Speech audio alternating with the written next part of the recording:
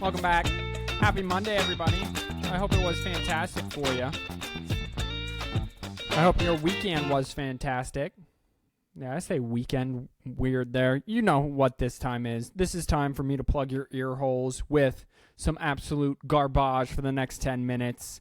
My name is Captain Boring. I'll get you caught up with everything that happened over the weekend, get you all set for a Monday evening.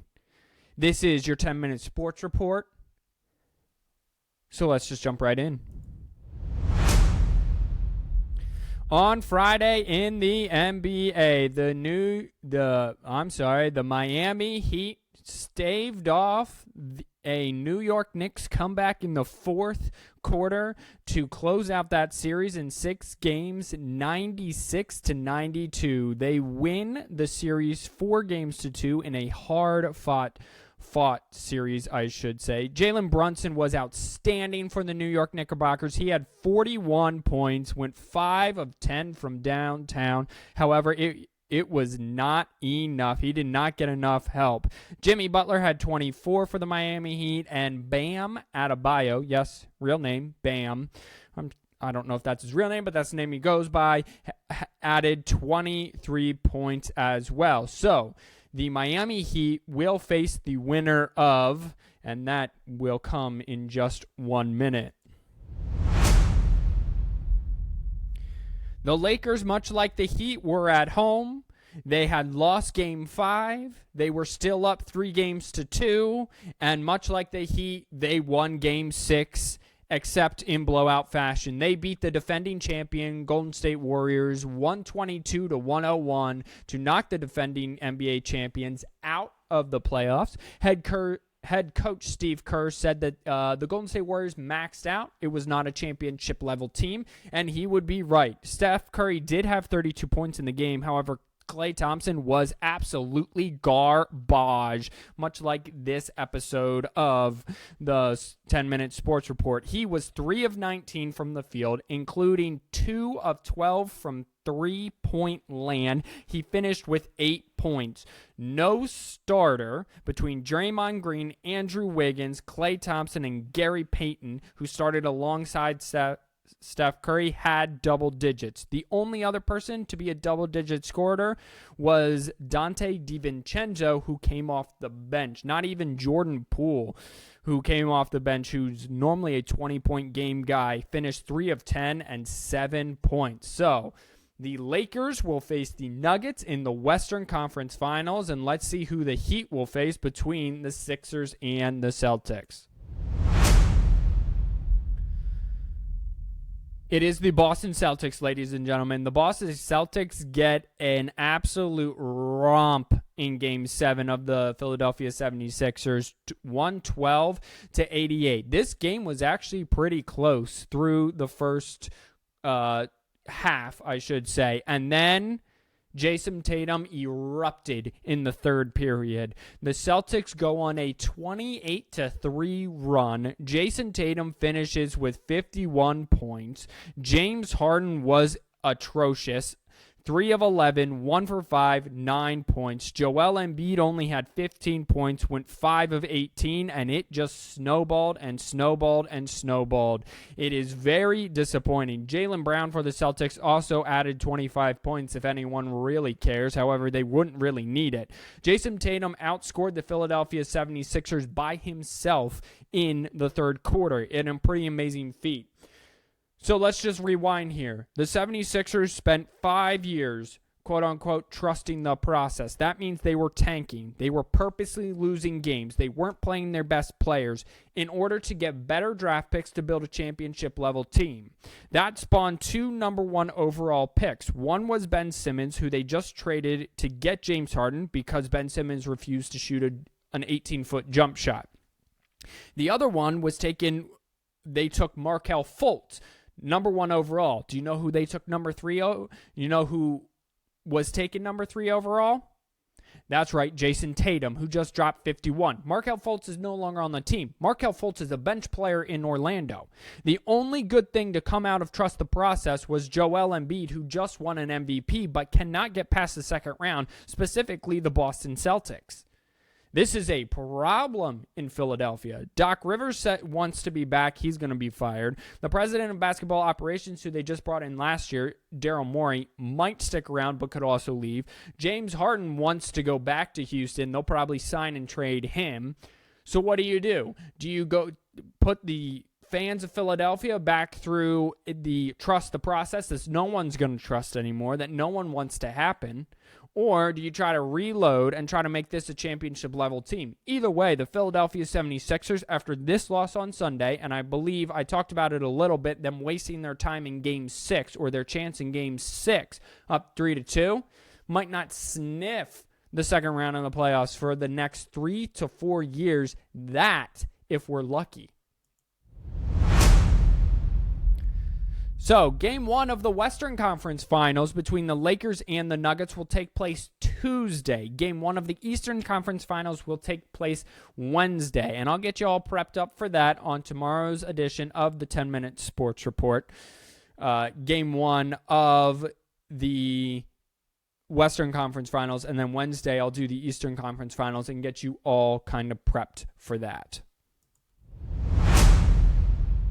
In some NBA news, Monty Williams, the head coach of the Phoenix Suns, who won Coach of the Year 2 years ago now, has been fired by the Phoenix Suns. So former head coach of the Phoenix Suns. He still has 3 years left on his deal. They did make the finals in 2021. That was against Milwaukee, and they had a 2-0 lead, and they lost 4 straight and lost in 6 games there. The last 4 head coaches to have the best overall record in the NBA, and the last 4 of the last 6 to win Coach of the Year have been fired by their teams. So this is really, you're in the conference finals or bust. The NBA these owners are clearly putting their foot down, and they want conference finals or bust every year. John Morant, who was already in one Instagram video with a gun and was suspended by the Grizzlies, was in another Instagram video with a gun. And it's probably not his, and he already took time away from the team this past season to focus on his mental health. It was on Instagram Live, just like his last one, so this one is probably going to be a little bit worse. He will probably be suspended by the NBA, according to Wojnarowski, the ESPN insider. The NBA will probably suspend him, not just team.